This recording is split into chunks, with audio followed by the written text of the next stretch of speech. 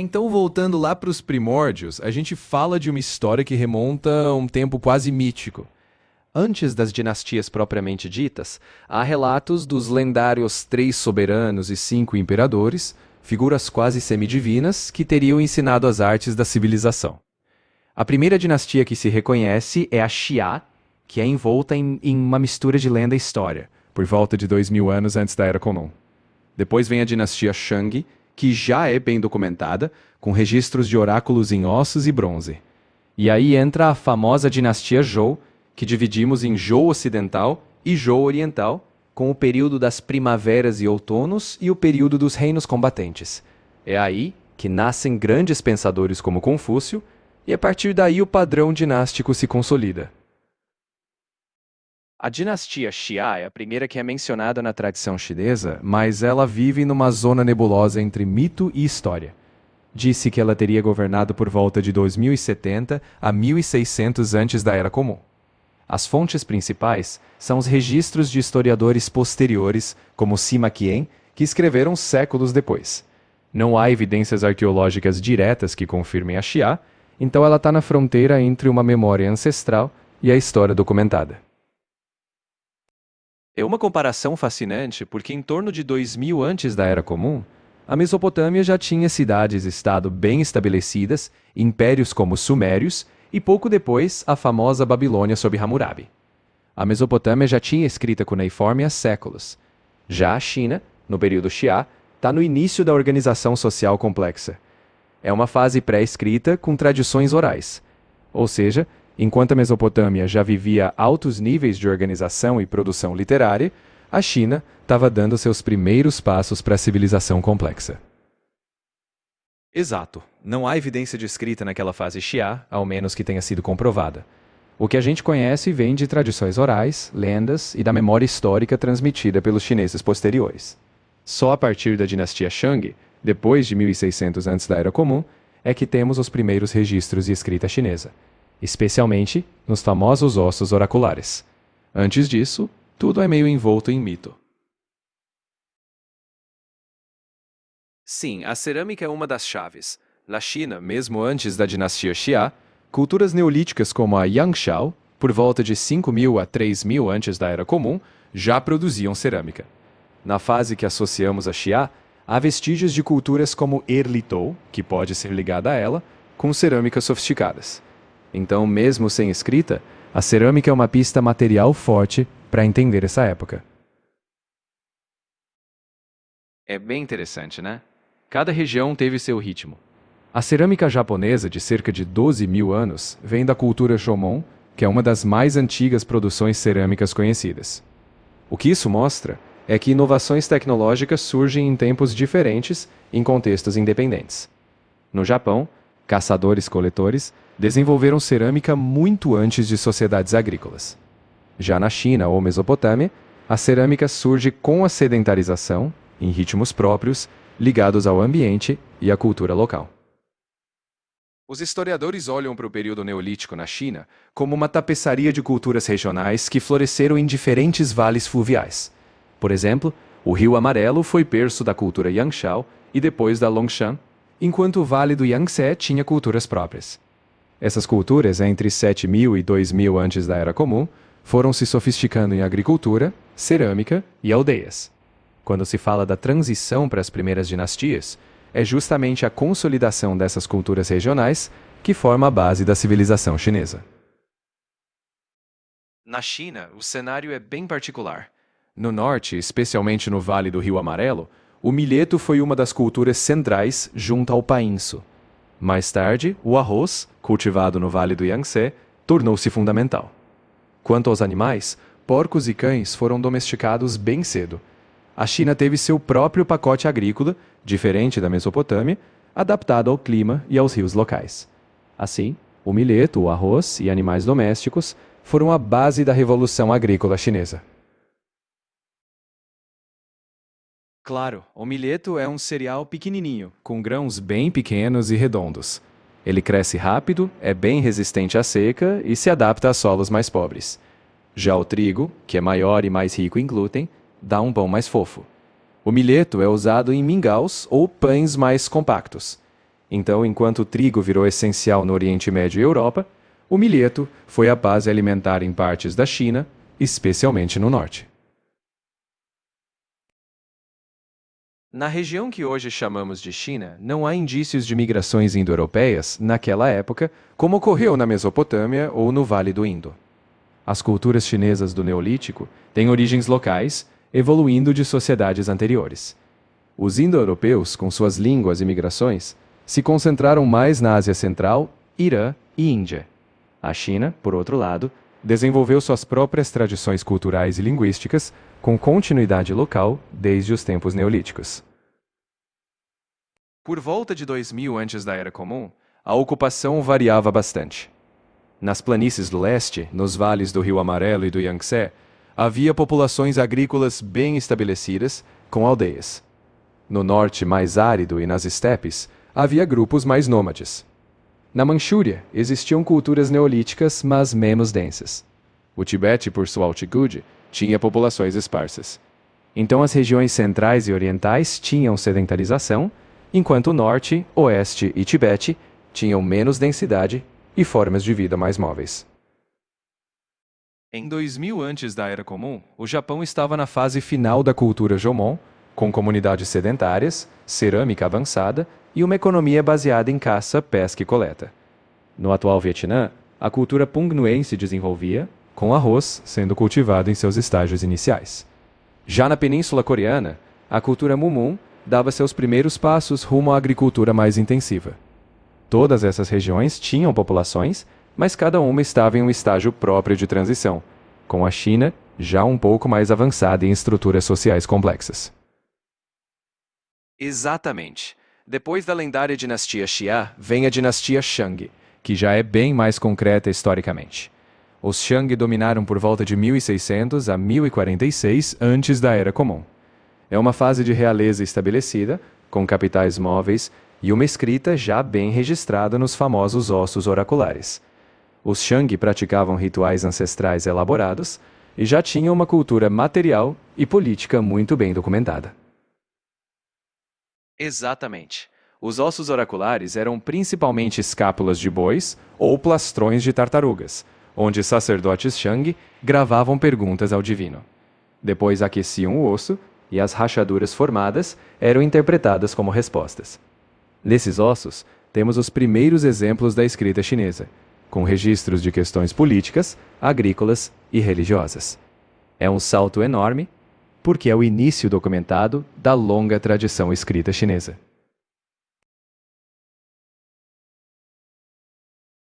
Os caracteres gravados nos ossos oraculares são os ancestrais da escrita chinesa. Eles já são, em essência, uma forma inicial dos caracteres chineses. Embora bem mais simplificados e com traços menos padronizados, a continuidade é clara. Ao longo dos séculos, essa escrita evoluiu e se tornou a base dos caracteres chineses que conhecemos hoje. Então, é a mesma tradição, só que em sua forma mais primitiva. A dinastia Shang era governada por reis e o poder deles era fortemente ligado ao papel religioso. O rei Shang não era só um governante político, mas também o sumo sacerdote, intermediando entre os ancestrais e o povo. O poder era centralizado, com o rei controlando cidades-estado, e havia uma elite que o auxiliava. Também era comum o uso de tributos e mobilização de recursos para grandes projetos. Era, portanto, uma monarquia teocrática em que política e culto aos ancestrais andavam de mãos dadas. Essa data, 1045 ou 1046 antes da Era Comum, marca o fim da dinastia Shang, porque é o momento em que a dinastia Zhou os derrotou. Segundo as tradições chinesas, os Zhou justificaram o fim dos Shang com a ideia do mandato do céu, dizendo que os Shang tinham perdido a legitimidade moral. Assim, essa data é tradicionalmente considerada a transição para o período Zhou, que trouxe outro modelo político e ético. O conceito de mandato do céu surge justamente com os Zhou, após a queda dos Shang. A ideia era que o céu, uma força moral e cósmica, concedia o direito de governar. Mas, se um governante se tornasse tirânico ou negligente, perderia o mandato, legitimando sua queda. Os Zhou usaram isso para justificar a derrubada dos Shang, dizendo que a decadência Shang provava que o céu lhes retirara o mandato. Esse conceito se tornou central na legitimidade de futuros governantes chineses. O mandato do céu surgiu como uma justificativa política da própria dinastia Zhou. Não veio de um filósofo específico, mas de uma necessidade prática de legitimar o poder. Só depois, com o tempo, pensadores como Confúcio refletiram sobre essa ideia. Mas naquele início, era um conceito prático. Se o governante governava com virtude, mantinha o mandato. Se falhava, legitimava-se a mudança. Só depois, as filosofias elaboraram mais essa ideia. A dinastia Zhou é uma das mais longas da China, começando por volta de 1046 antes da Era Comum e durando séculos. Ela se divide em Zhou Ocidental e Zhou Oriental. No início era um sistema feudal, com territórios dados a nobres que deviam lealdade ao rei. As fontes são diversas: textos clássicos, registros históricos como os anais e o livro dos documentos e achados arqueológicos. Foi nesse período que surgiram ideias que depois influenciaram Confúcio e também a época dos famosos reinos combatentes.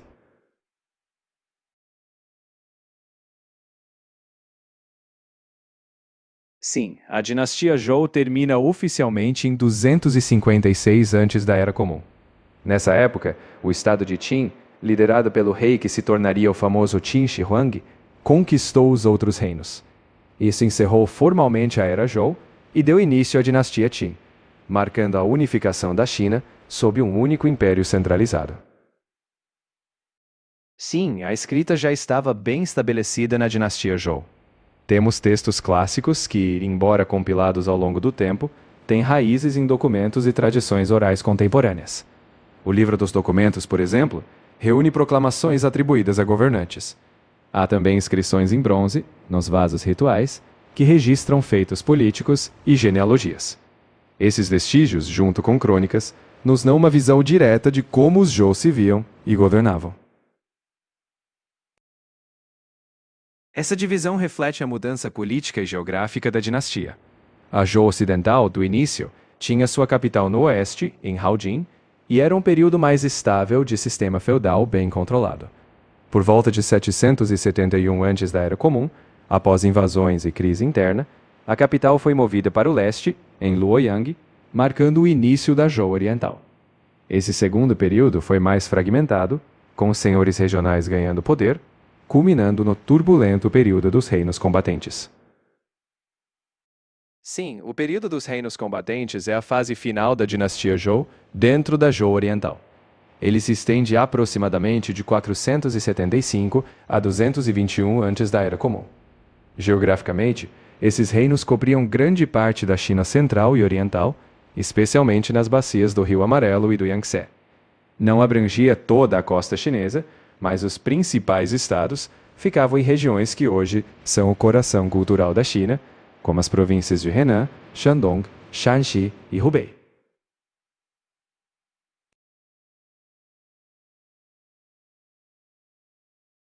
Depois dos reinos combatentes surge a dinastia Qin. Em 221 antes da Era Comum, o rei de Qin unifica a China, tornando-se Qin Shi Huang, o primeiro imperador. Ele centraliza o poder, padroniza pesos, medidas, escrita e constrói grandes obras, como o início da Grande Muralha. A dinastia Qin é curta, mas crucial. Em 206 antes da Era Comum, cai, mas deixa como legado a China Imperial unificada. Logo em seguida, a dinastia Han assume, consolidando muitas dessas estruturas. Sim, exatamente. No filme Herói, aquele imperador representado é Qin Shi Huang. Ele foi o primeiro imperador da China unificada, da dinastia Qin, aquele que padronizou a escrita e iniciou a construção da Grande Muralha. O filme, claro, é uma obra de ficção, mas se inspira nesse contexto histórico da unificação. Isso mesmo, os soldados de terracota são diretamente ligados ao Qin Shi Huang. Eles foram criados para o seu mausoléu, que começou a ser construído durante seu reinado, no século III antes da Era Comum. Esse exército de estátuas, essencialmente enterrado próximo ao seu túmulo, simboliza a grandiosidade e o desejo de proteção do primeiro imperador, e é um dos maiores achados arqueológicos da China. Olha, esse período é como uma raiz que nunca deixou de nutrir o pensamento chinês. A unificação de Qin foi um marco da ideia de um império coeso, um modelo que ecoou por séculos. Além disso, o conceito de ordem, centralização e a busca por harmonia social ainda ressoam.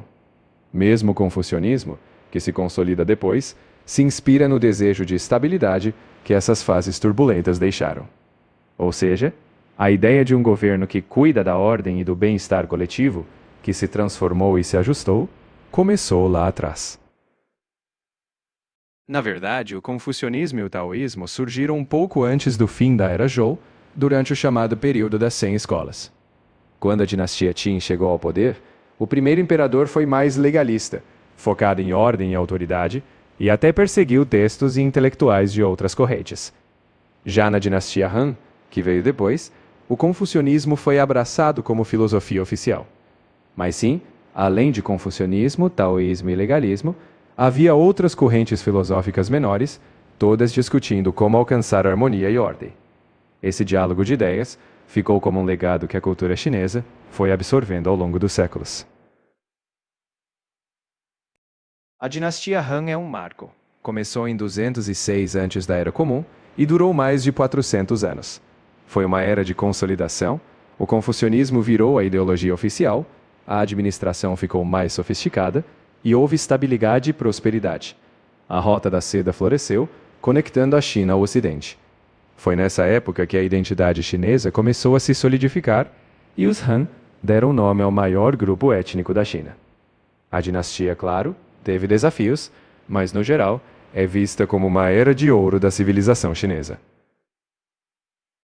A dinastia Han não criou a etnia do zero, mas consolidou uma identidade cultural. O termo povo Han passou a ser usado para a maioria étnica que se formou ao longo dos séculos. Eles não eram todos fisicamente homogêneos, mas compartilhavam língua escrita, valores e tradições. Assim, a dinastia Han ajudou a sedimentar o senso de continuidade histórica e cultural que até hoje caracteriza o que chamamos de povo chinês. Enquanto a dinastia Han florescia entre os séculos I e II da Era Comum, o Japão estava em plena transição do período Yayoi. Nesse período, o cultivo do arroz, a metalurgia e as primeiras estruturas sociais mais complexas começaram a surgir. O Japão ainda era formado por aldeias, sem um Estado unificado. Enquanto isso, a China Han já era um império centralizado e sofisticado. Sim, você está lembrando da rainha Himiko.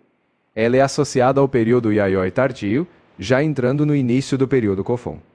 Os registros chineses do Wei, no século III, mencionam Himiko como uma líder do povo Hua, o antigo nome dos japoneses. Ela foi uma rainha xamã, e sua figura, meio histórica, meio lendária, simboliza esse período de organização política inicial no Japão. Então, sim, ela se encaixa nesse contexto. Na Península Coreana, nesse período dos primeiros séculos da Era Comum, estava nascendo a configuração dos três reinos, Goguryeo no norte, Baekje no sudoeste e Silla no sudeste. Nesse começo, eles ainda estavam se consolidando. Goguryeo já era um reino forte no norte, enquanto os outros reinos iam crescendo.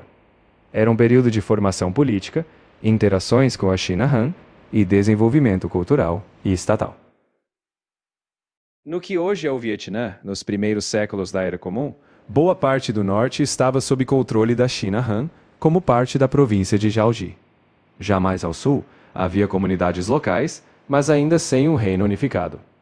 Esse período é justamente a transição entre a influência chinesa e, mais tarde, a formação de estados vietnamitas autônomos, como o Reino de Champa.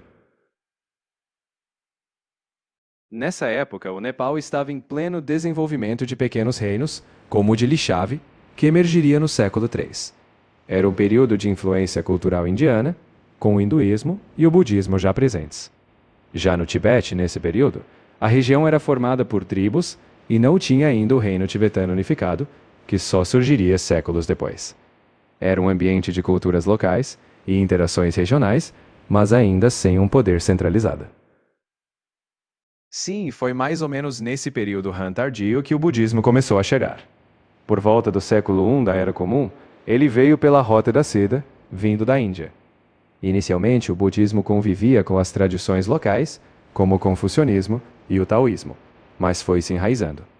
Ainda era um começo discreto, mas ele cresceria muito nas dinastias seguintes. A Rota da Seda começou como uma rede de rotas comerciais por volta do século II antes da Era Comum, durante a dinastia Han. A China já tinha a valiosa seda, e à medida que os impérios da Ásia Central e do Oriente Médio se conectavam, abriu-se um fluxo constante de mercadorias, como seda, especiarias e também ideias e religiões. O intercâmbio com o Ocidente se intensificou, facilitando não só o comércio, mas a difusão cultural.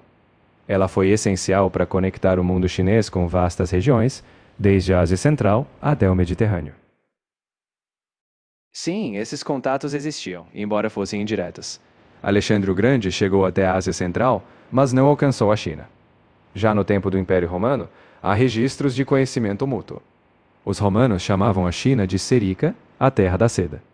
E a China Han conhecia o Império Romano como Daqin. As mercadorias, como a seda, chegavam até Roma, e produtos romanos, como o vidro, também chegavam ao Oriente. Mas tudo era intermediado por povos da Ásia Central. Não era contato direto, mas um elo comercial e cultural, ainda que distante. Você está na direção certa. A Rota da Seda partia da China, atravessava o corredor do Gansu e o deserto de Taklamakan, chegando a cidades oásis como Kashgar. Daí seguia por territórios que hoje são o Afeganistão, o Uzbequistão e o Irã. Havia ramificações. Uma podia seguir para o norte da Índia, outra atravessava a Mesopotâmia e, finalmente, conectava-se ao Mediterrâneo, chegando até lugares como Antioquia e, indiretamente, Roma. Era um mosaico de caminhos, com mercadores trocando bens em etapas, conectando o Oriente ao Ocidente. Não temos registros de monges budistas propriamente no Ocidente naquela época. O que houve foi que, ao longo da Rota da Seda, o budismo se espalhou de maneira gradual, desde a Índia, para a Ásia Central e depois para a China. Os monges viajavam entre oásis e reinos asiáticos, traduzindo textos e ensinando. O Ocidente, como o Império Romano, conhecia produtos orientais, mas o budismo como religião não se estabeleceu lá. Essa difusão mais ocidental só viria muito, muito tempo depois. O hinduísmo em si não se espalhou na China como o budismo. Embora o budismo tenha raízes indianas, ele se adaptou às culturas chinesas, enquanto o hinduísmo, com seus rituais e cosmologia específica, não criou raízes na sociedade chinesa.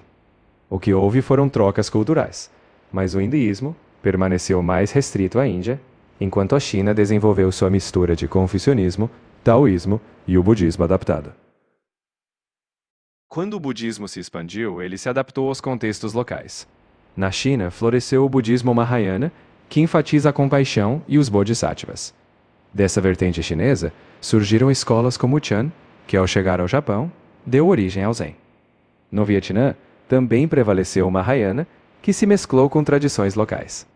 No Tibete, o budismo assumiu outra forma, chamada Vajrayana, com ênfase em rituais e lamas.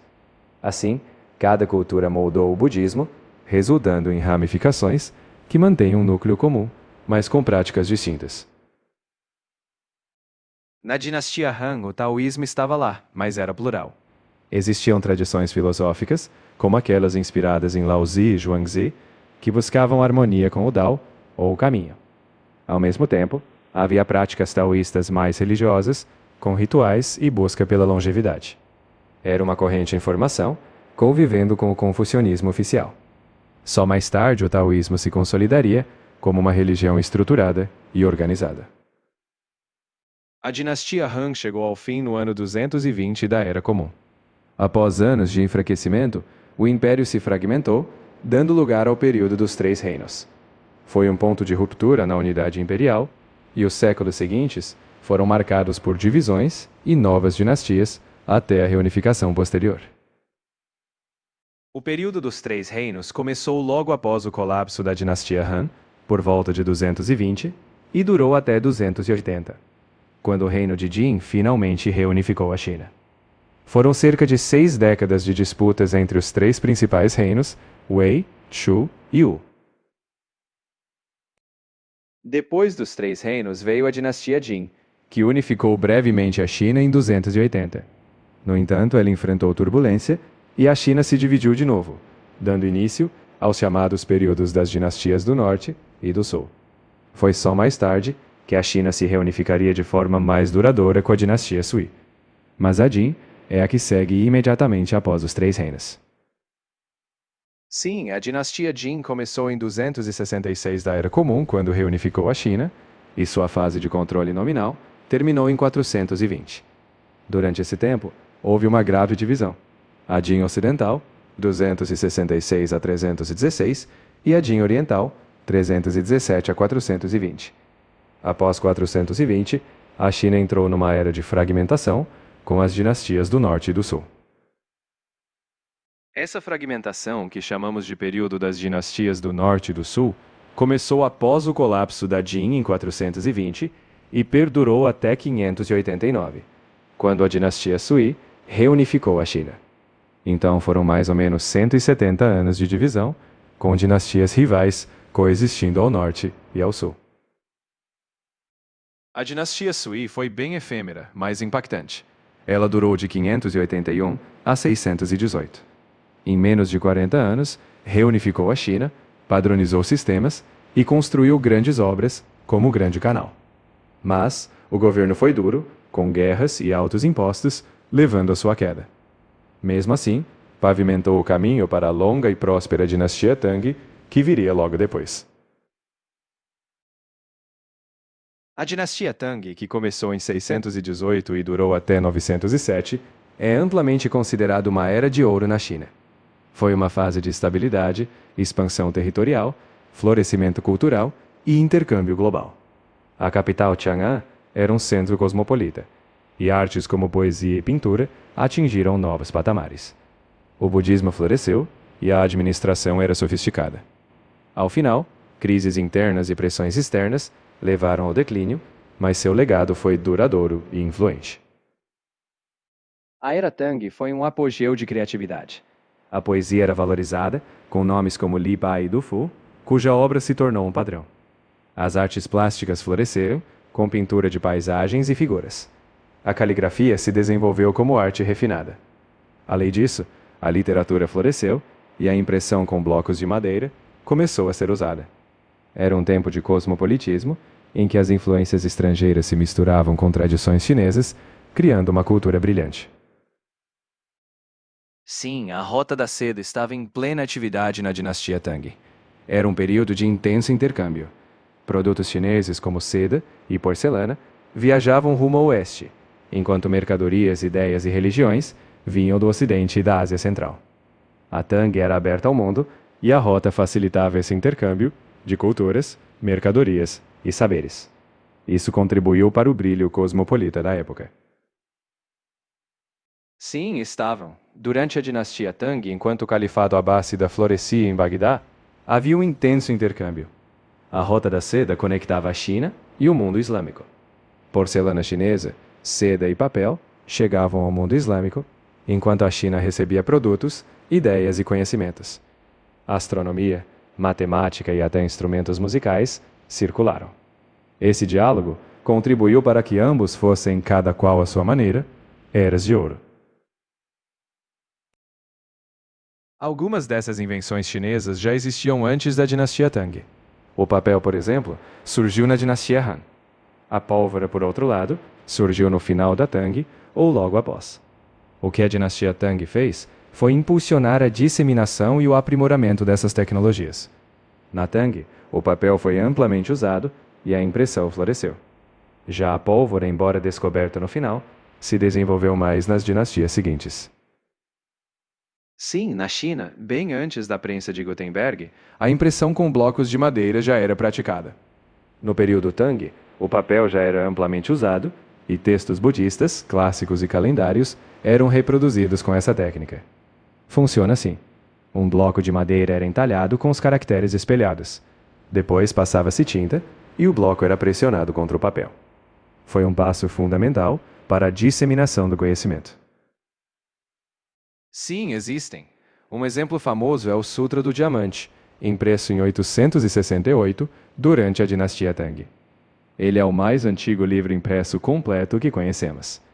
Esse exemplar, preservado em Dunhuang, foi descoberto no início do século XX e está hoje na Biblioteca Britânica. Há outros fragmentos de textos budistas e clássicos chineses impressos nessa época também. É isso mesmo. No período da dinastia Tang, o Japão estava fortemente influenciado pela cultura chinesa. A escrita japonesa foi adaptada com base nos caracteres chineses, o Japão enviava estudantes e monges à China para aprender, e a corte japonesa adotou o modelo chinês. Foi nessa época que surgiram os primeiros textos literários japoneses, e a própria estrutura política e cultural japonesa se inspirou fortemente na China. Então, a literatura japonesa deu seus primeiros passos em um ambiente cultural profundamente entrelaçado com o mundo chinês. Na região da Coreia, a conexão com a China também foi intensa. Durante o período dos Três Reinos e depois no Reino Unificado de Silla, a Coreia adotou os caracteres chineses para a escrita, absorveu o confucionismo como base administrativa e adotou o budismo, que chegou via China. A corte coreana espelhava práticas chinesas e havia intercâmbio de textos e conhecimentos. Assim, como no Japão, a Coreia formou sua identidade própria, mas profundamente entrelaçada com o mundo cultural chinês. No atual Vietnã, a influência chinesa foi igualmente marcante, especialmente a partir do norte. Durante séculos, a região ficou sob domínio chinês, e a escrita chinesa foi usada, assim como o confucionismo e o budismo. O Vietnã desenvolveu uma cultura híbrida, com tradições locais mescladas à herança chinesa. Mesmo após a independência, o Vietnã manteve muita influência cultural, adaptada à sua própria identidade. Após a dinastia Tang, veio a dinastia Song, a partir de 960. Ela foi marcada por avanços tecnológicos, como a pólvora e a bússola, e pela prosperidade econômica, com comércio vibrante. O confucionismo foi revitalizado e as artes floresceram. No entanto, os Song enfrentaram desafios militares, especialmente de povos do norte. Ainda assim, o período Song foi crucial para consolidar muitas das bases culturais e econômicas que moldaram a China. A muralha da China começou bem antes lá na dinastia Qin, por volta de 200 antes da Era Comum. O que a dinastia Ming, mais tarde, fez entre os séculos XIV e XVII foi reconstruir e ampliar a muralha na forma mais conhecida hoje. Na época Song, não houve uma construção de muralha tão massiva. A famosa Grande Muralha, como a imaginamos, é principalmente um legado Ming. A dinastia Song começou em 960 e foi até 1279. Ela se divide em duas fases, a Song do Norte, de 960 a 1127, e a Song do Sul, de 1127 a 1279. Depois da dinastia Song veio a dinastia Yuan, estabelecida pelos mongóis. Em 1279, Kublai Khan concluiu a conquista da China e fundou a dinastia Yuan, marcando o domínio mongol sobre o império. Assim, os Yuan sucederam os Song no final do século XIII.